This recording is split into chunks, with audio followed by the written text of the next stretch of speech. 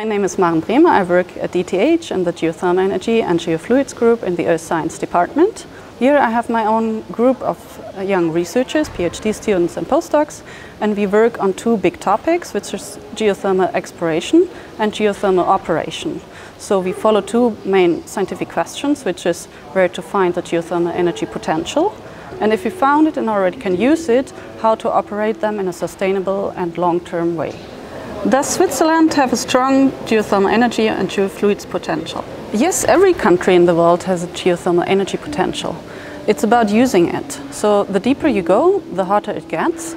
And the other thing you have to find are geofluids in the underground and geofluid pathways where they can move. So it's about finding a balance, because the deeper you go, the hotter it gets, but the less fluids you will find. So it needs to be a balance between drilling deep, which is expensive and not so easy, or drilling more shallow and finding more fluids in the underground. One nice example in Switzerland is the geothermal power plant in Rien in Basel, which runs since 25 years. They didn't went so deep, but they found enough fluids to heat 50% of the people's buildings. How expensive is it to use geothermal energy? It is very expensive in the beginning to use geothermal energy, but very cheap in the long run. When building a power plant in the beginning, you have to drill 2 deep wells, which are very expensive. You have to pay about 10 million francs for 2 geothermal wells, and about 10 to 15 million francs for the power plant at the surface. So in the beginning you will invest a lot of money, but in the long run it will be very cheap. For a geothermal power plant with 2 wells, which runs for 30 to 40 years, you have to pay about 8 rappen per kilowatt hour. What do you think of geothermal power plants in every commune?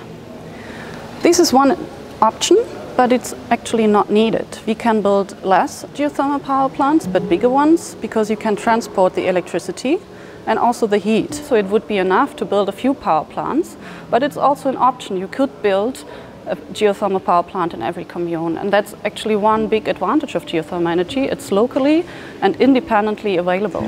How can the use of geothermal energy contribute to sustainability, and what opportunities do you see for it in the future?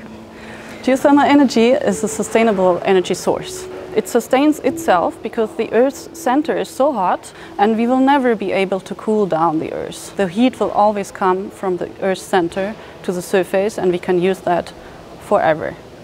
If we would use the geothermal energy potential worldwide, we could heat and provide electricity for the population of the world for many millions of years. What are the risks in using geothermal energy? The technical risks are related to earthquakes, which occur naturally in Switzerland a lot, but they can also be induced, like it was the case in Basel. This technology has developed a lot, and here at ETH, the seismology group, they developed a traffic light system, which now warns us if earthquakes might occur due to geothermal energy use. It will warn us, and we can shut down the activities and be on a safe side. What are the popular numerical modeling approaches in your field?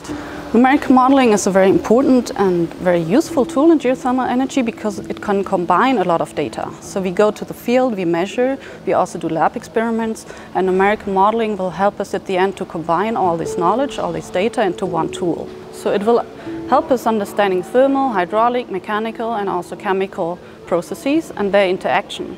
And seeing them at the same time in our numerical models helps us to use geothermal energy in a more sustainable way. One of the advantages in our scientific group here at ETH and the Geothermal Energy and Geofluids group is that we also develop new software codes. One of those codes is called Reactoro, and it calculates the equilibrium of the fluids in the underground. And understanding them and modeling them and also forecasting them helps us to avoid some risk in the future, and worldwide huge companies already implement that code because it's so fast on helping us understanding the processes better.